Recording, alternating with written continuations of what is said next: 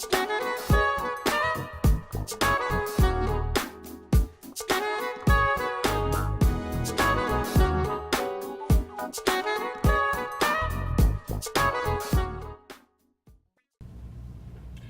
and welcome to the Bronco Exchange. I'm your host, Dr. Shanessa Fenner, along with Jada Hazley. Hi, how are you?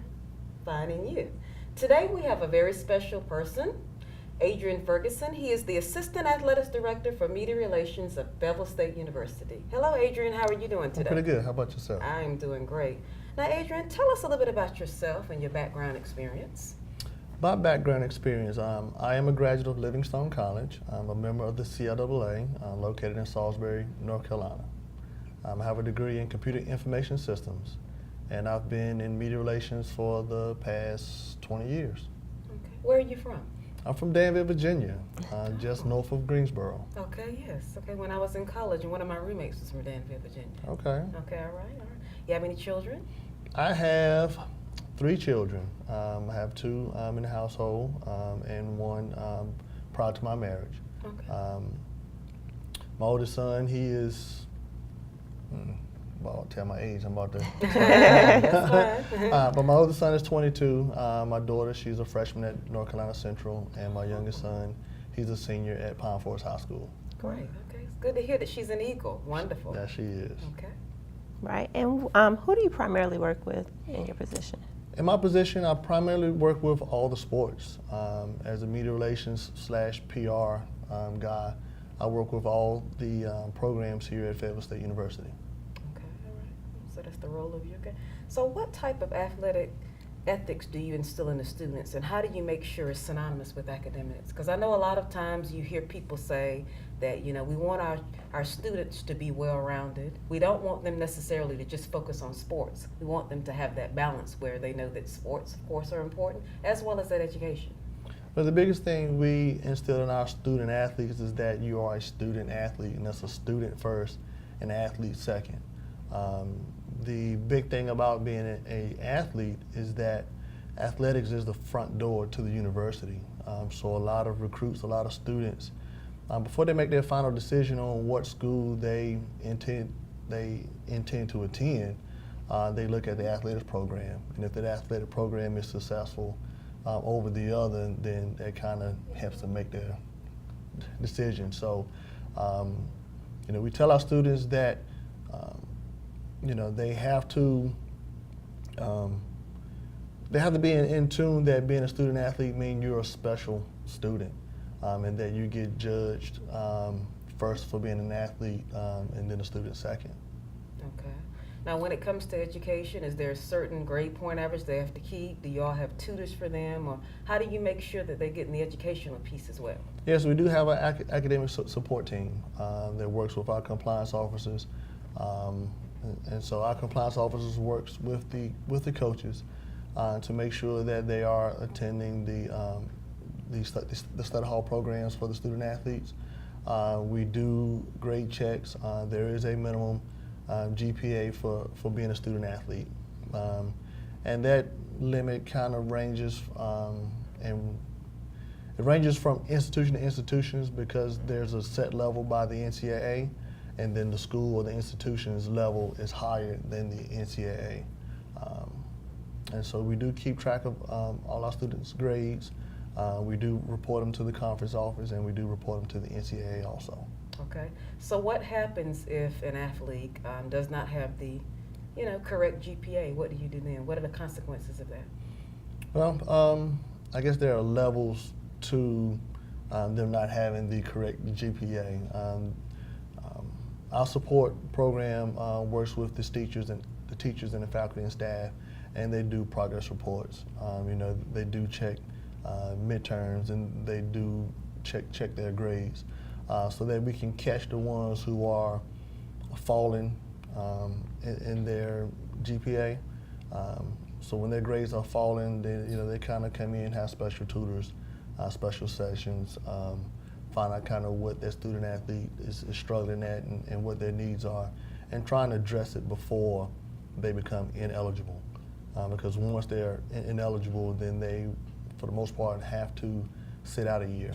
Oh, a year. Wow. Mm-hmm. Okay. Mm-hmm. All right. So going back to your actual position, what are some of the requirements that it would take to obtain your job? To do my job, writing is a plus. Although it's fading because of the attention span of the new age, writing is still a plus. My job is to promote athletics and the student athletes and the university on the athletic end. So for one, I have to be able to write. Now the new age of technology, now we're bringing in graphics, and we're also bringing in video, so that we can keep information going to our social media platforms.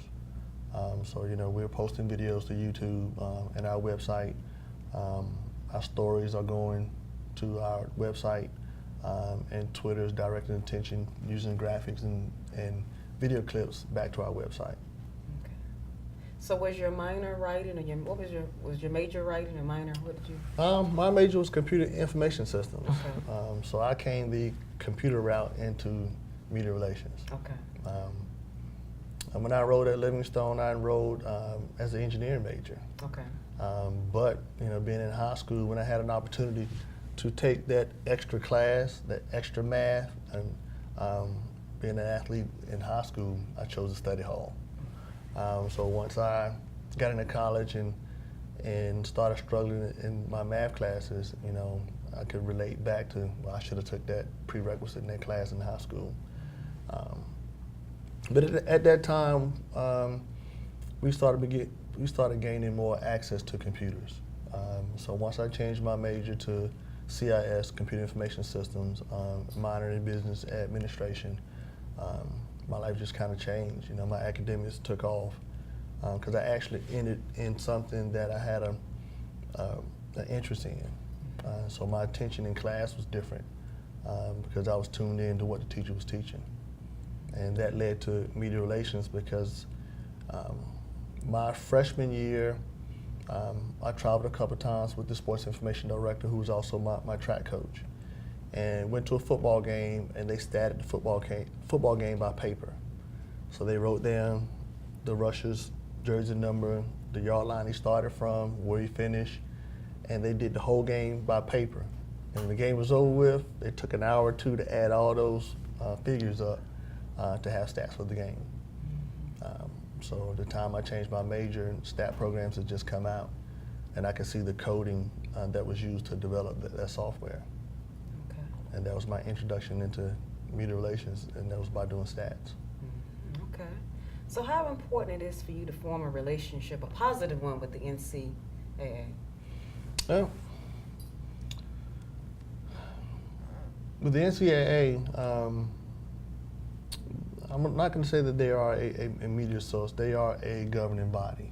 And for them to govern, they need information. For one, they need to know our schedule.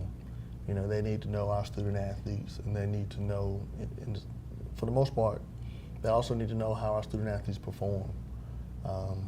And so my relationship with the NCAA is that I am submitting them correct rosters. I'm submitting them updates if the roster change.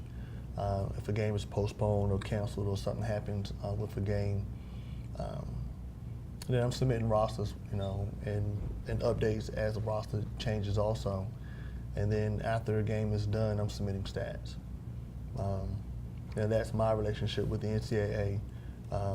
The compliance officer, Mr. Norwood, his relationship is that he's also submitting a roster for everybody who's within the program and on the team. Mm-hmm. And then he's submitting grades, and he's submitting information related to their eligibility. Okay. Well, do you have a relationship with the students at all? Yes, I do have a relationship with the students. And with the student athletes, yes, because I have to let them know that I'm here to promote them and to promote their program and the university. So there has to be some type of trust level to where information I ask of them, they know that I'm here to promote them, so they are more freely to give me that information or what I may need to help promote them. as we work to do human interest stories. Sometimes those human interest stories are sensitive subjects. And I got to have that relationship for them to know that, you know, I'm here to help them. And by them indulging that sensitive info, that we're going to turn around and do something that would help, that would essentially help them. Okay. What is your coaching philosophy, Adrian? My coaching philosophy is that our teams is not a one-man team, that it takes every individual to be a team. And in order for that team to be successful, it takes every individual and the role that they play for their program and their team to be successful. So everyone may not have the same role. You know, in the basketball team, everybody can't be guards. You know, everybody can't be point guards. You know, one body has to bring the ball up court. You know, it's rarely that two people touch the ball at the same time, and that's almost in any sport. You know, when you share a ball, you hand it off to someone else for them to do what they do, and they give it back to you for you to do what you do. So my philosophy is that everybody has a job, everybody has a role, and in order for us to be successful, we all must play our role. Okay. So in other words, you do a lot of team building activities as well, and you have to have, you know, that collaborative, that unified front, of course, in order to produce and win championships as well. Is that easy to do as well? It's a challenge at times because everybody has their own personality. You know, everybody's personality is like a chemistry set. You can't, you know, mix it all in at the same time, and you can't have 2 scoops of her personality and 2 scoops of mine. Sometimes you got to balance it out to make a successful blend in everybody's chemistry and personalities to work well together. And looking back over your position, what are some of the best times you've had, and what are some of the worst times?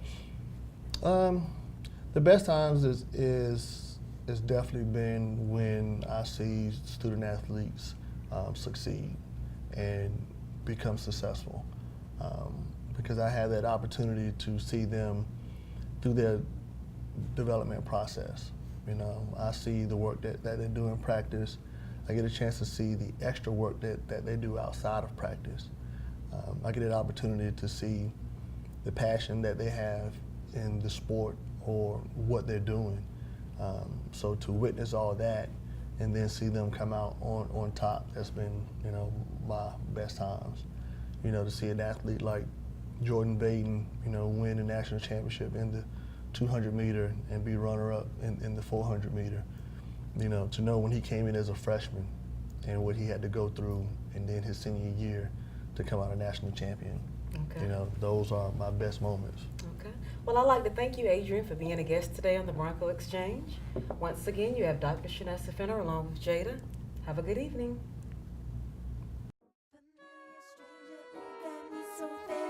Hypnotized, familiar stranger, wait, hold up, don't run, I don't buy.